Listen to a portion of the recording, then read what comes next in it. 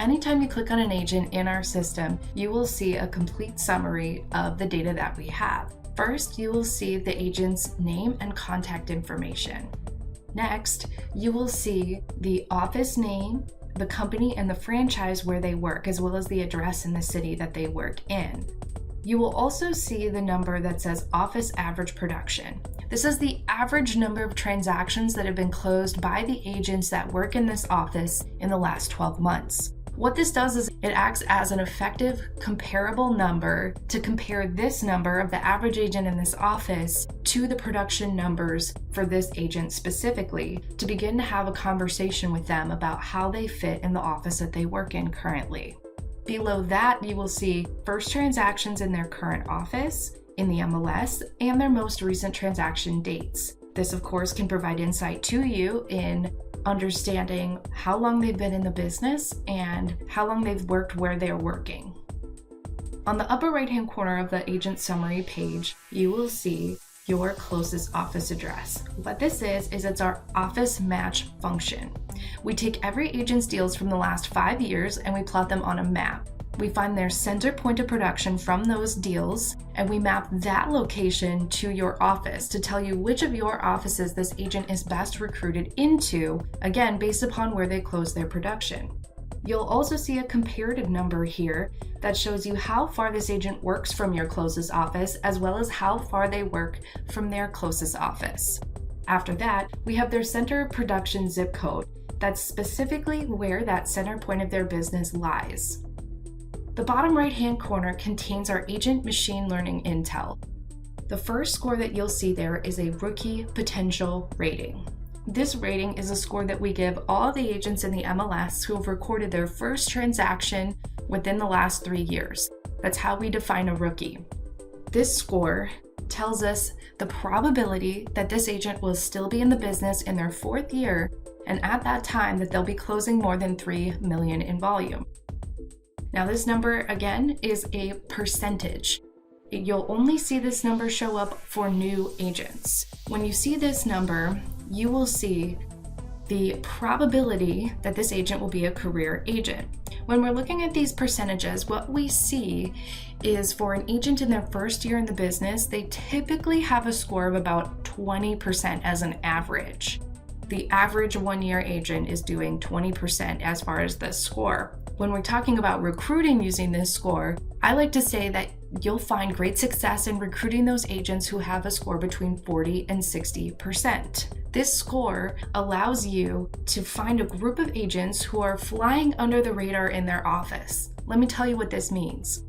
It's a group of agents that are most likely closing a decent amount of volume as far as what the average agent looks like in your MLS, somebody who's been in the business 5 to 7 years. They're closing a decent amount of production that makes them look like a career agent, and they're probably not showing up as a superstar agent in the office that they're working in or in the MLS in general. So they won't be necessarily getting special treatment in the office that they're in, and they probably aren't getting recruited by other recruiters.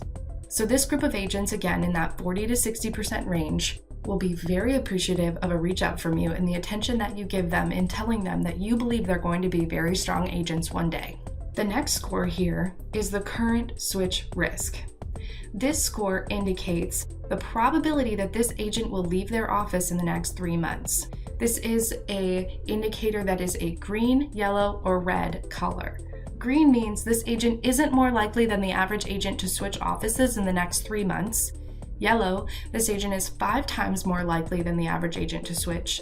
And red, this agent is 10 times more likely than the average agent to switch offices in the next 3 months. This indicator is based on transactional behavior. It compares the behaviors of an agent as far as the transactions that they close and the patterns of their transactions to those transaction behaviors and patterns of agents who have left their offices in the past. Certain things that will cause an agent to be flagged could be that they have dramatically increased their production levels, either in size or in volume.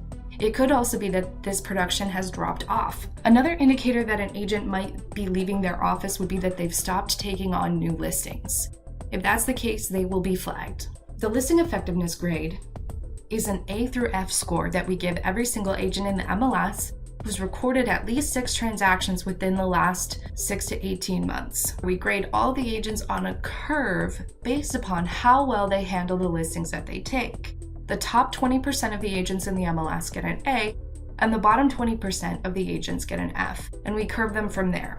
Again, this is based on the last 6 to 18 months of data, and the agent has to have had at least 6 transactions for us to give them a score. We do this so that we have reliable amounts of data to give them an accurate score, and so that we don't ding them on any listings that they've picked up and not had an opportunity to close on yet. The listing effectiveness impact goes hand in hand. It's based on the same time period as the listing effectiveness grade and has the same parameters that we have for the number of transactions they have to have closed on in order for us to give them this score.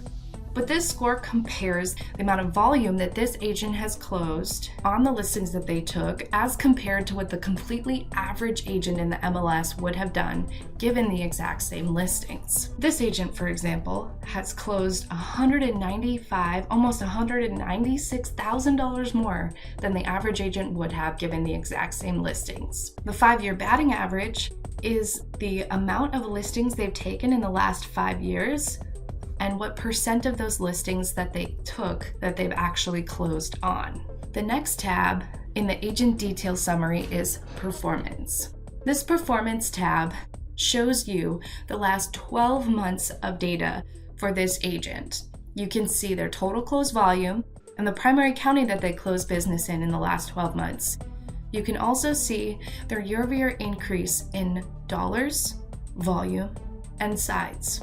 It's important to note that we have both the increase in volume and in sides percentage here to give you a great comparative number to help you have conversations with agents specifically dealing with what is causing their volume increases. These two numbers are great to work side by side to compare how an agent is building their business and how they can have a sustainable business across time.